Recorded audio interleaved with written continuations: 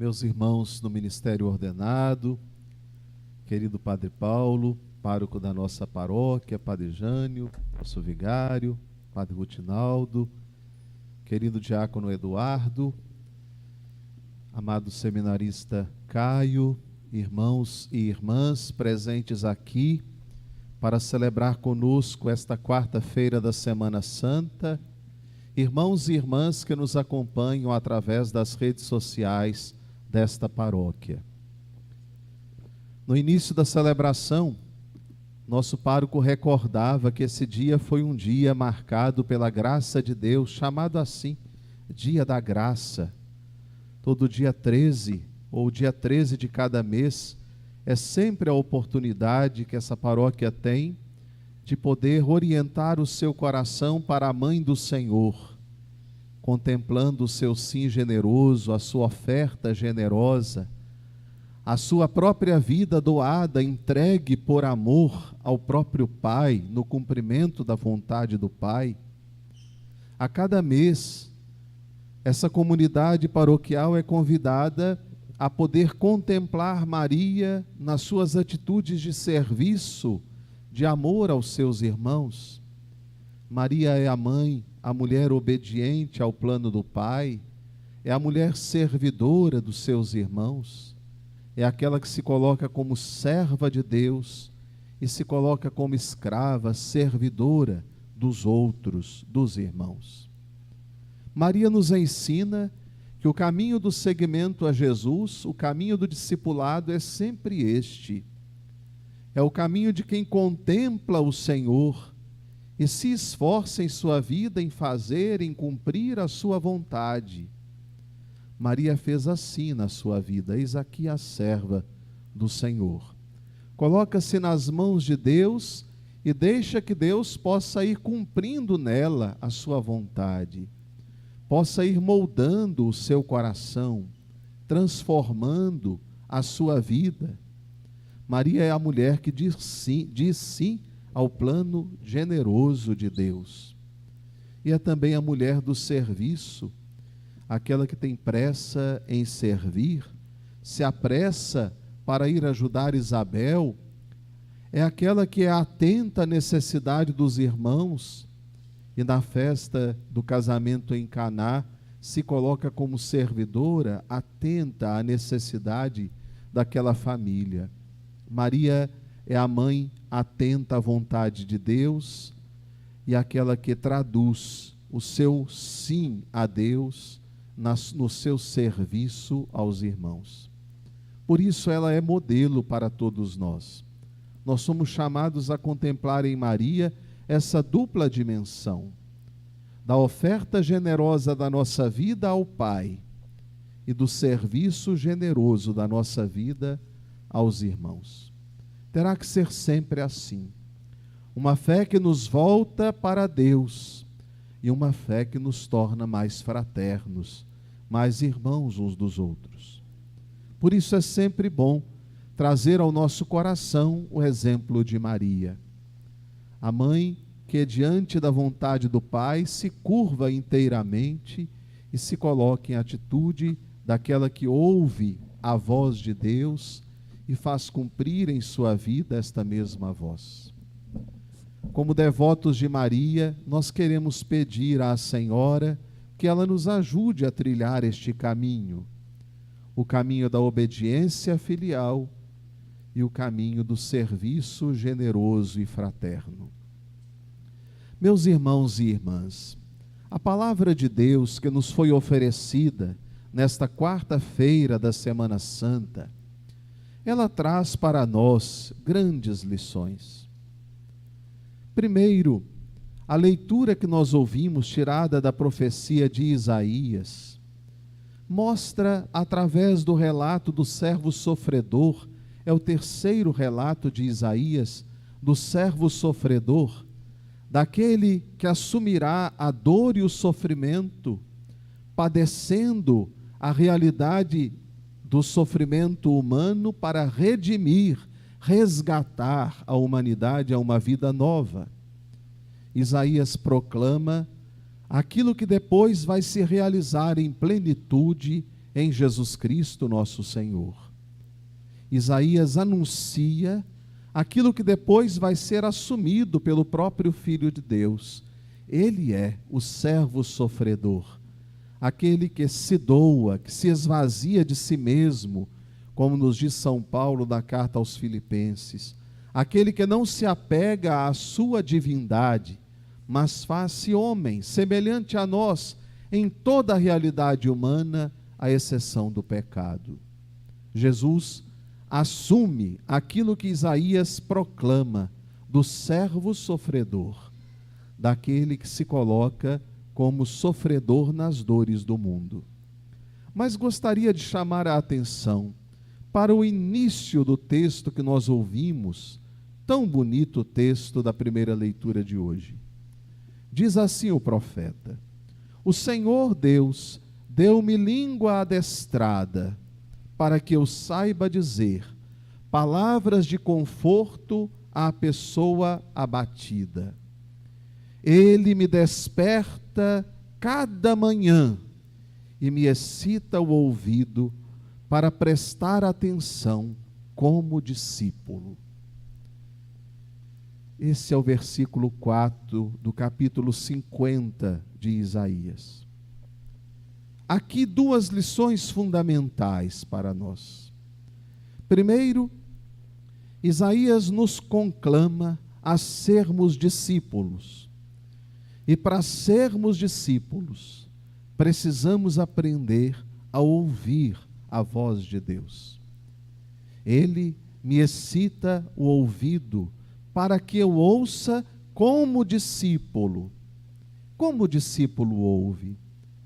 O discípulo ouve acolhendo a voz do Senhor, fazendo cumprir na sua vida a sua voz, permitindo que a palavra de Deus entre pelo ouvido e alcance o coração, transformando a vida.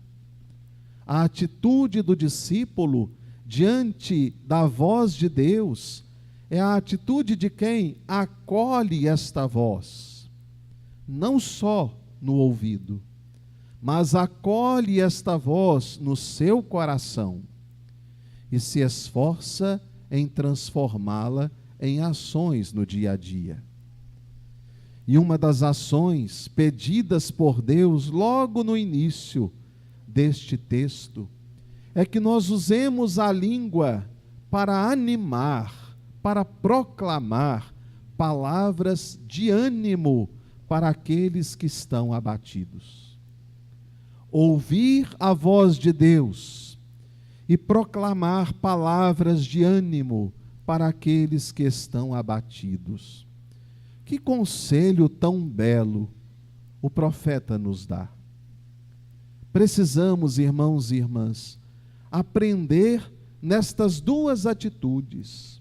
Primeiro, a atitude de quem ouve como discípulo. Não é quem ouve de qualquer jeito, é quem ouve como discípulo, atento à voz do Mestre, deixando que o Mestre fale ao coração, deixando que o Mestre aqueça o coração. Quando Jesus, depois da ressurreição, caminha ao lado dos discípulos que fugiam de Jerusalém por medo dos judeus em direção a Emaús, os discípulos percebem que aquele transeunte, aquele que caminhava ao lado deles, sem saberem que era Jesus, eles se sentem com o coração aquecido pela palavra de Jesus.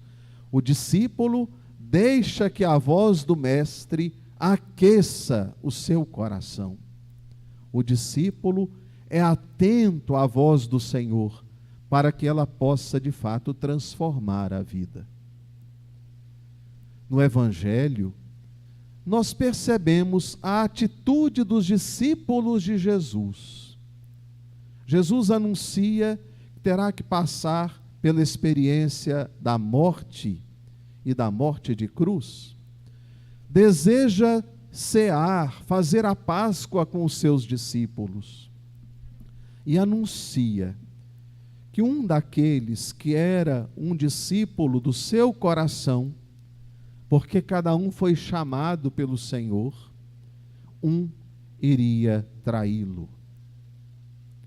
Aqui no evangelho que nós ouvimos hoje, texto de São Mateus, aparece um questionamento no coração dos discípulos.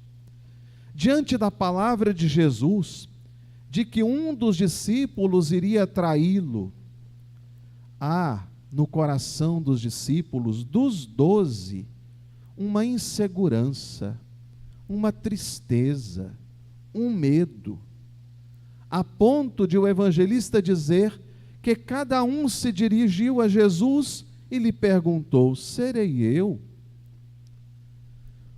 Aquele que deixa o seu coração aberto à voz do Mestre como discípulo, experimenta na sua vida inseguranças e medos. Os 12, diante da palavra do Mestre que um iria traí-lo, os 12 perguntam ao Senhor: serei eu?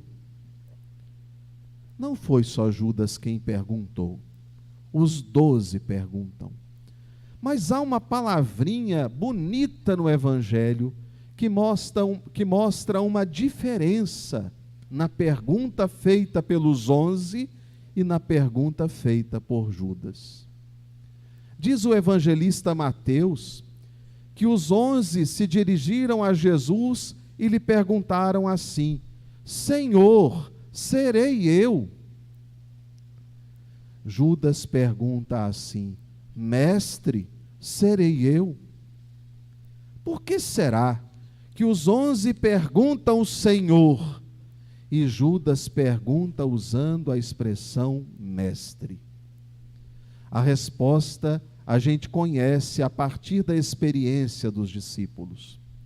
Os 11 eram discípulos do Senhor, inseguros, frágeis, de fé vacilante, mas tinham feito a experiência de reconhecerem Jesus como Senhor de suas vidas. Inseguros, frágeis, com o coração vacilante, mas haviam feito a experiência de que Jesus era de fato, Kyrie, Senhor de suas vidas. Judas não. Judas não tem relação de intimidade com o Senhor. Judas enxerga Jesus como um mestre dentre tantos. Judas não enxerga Jesus como Senhor, enxerga só como um mestre. Por quê? Porque ele se deixa levar pela sua vontade primeiro, ao invés de cumprir a vontade de Deus. Se deixa levar pelos seus interesses mesquinhos, ao invés de se deixar levar pela palavra do Mestre. Judas, melhor dizendo, ouviu a voz do Mestre, mas não deixou que a voz do Mestre alcançasse o seu coração. Ouviu como os outros, mas não permitiu que a voz do Senhor alcançasse o seu coração. E não alcançando o coração, não lhe transformou a vida. Queridos irmãos e irmãs, nós todos somos discípulos de Jesus. E como os 12 primeiros chamados, nós também temos uma resposta vacilante ao chamado. E hoje, esta palavra dos 12 deve nos inquietar. Diante do Senhor, nós também precisamos nos perguntar: será que sou eu que vou trair, ou sou eu que traio o amor do Senhor?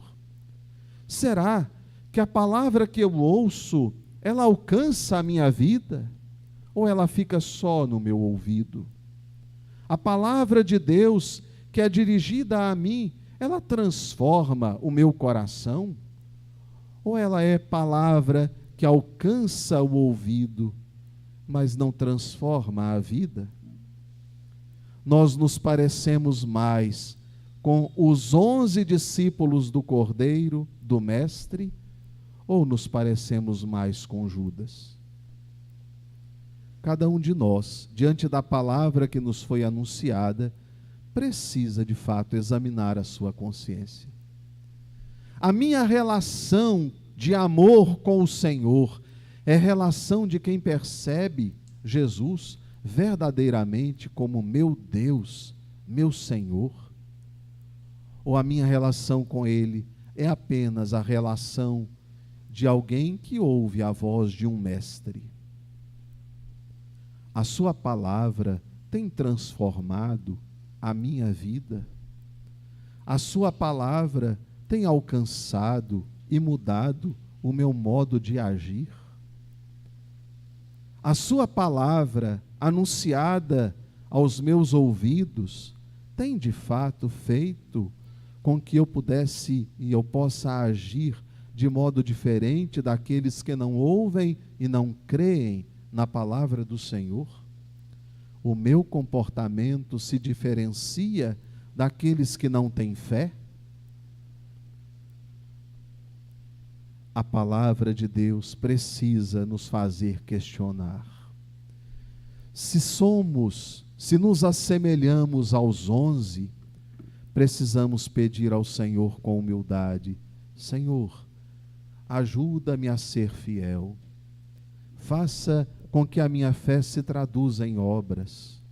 Transforme com a sua palavra o meu coração. Fortaleça o meu sim. Não permita que eu titubeie diante da vossa palavra. Faça com que eu seja firme no caminho. Mas se nós nos assemelhamos a Judas, precisamos orientar o coração para o Senhor e pedir: Senhor, perdoa-me. Corrija aquilo que em mim faz com que eu traia o seu amor. Corrija-me enquanto é tempo. Não permita que eu use a minha liberdade para escolher um caminho contrário ao vosso. Não permita que eu use a possibilidade de escolher um caminho para me enveredar por um caminho que não me conduz a vós. Corrija a rota da minha vida. Faça com que eu me transforme em verdadeiro seguidor, discípulo vosso. Queridos irmãos e irmãs, quer nos assemelhemos aos 11 ou a Judas, o caminho proposto por Jesus no Evangelho de hoje é que nos convertamos. Perseveremos no caminho do seguimento, orientemos o nosso coração para Deus, peçamos perdão diante das traições que vivemos na experiência do amor a Ele e no amor aos irmãos. Que o Senhor, que conhece a nossa vida e sabe das nossas fragilidades, continue olhando para nós com amor. Que assim seja.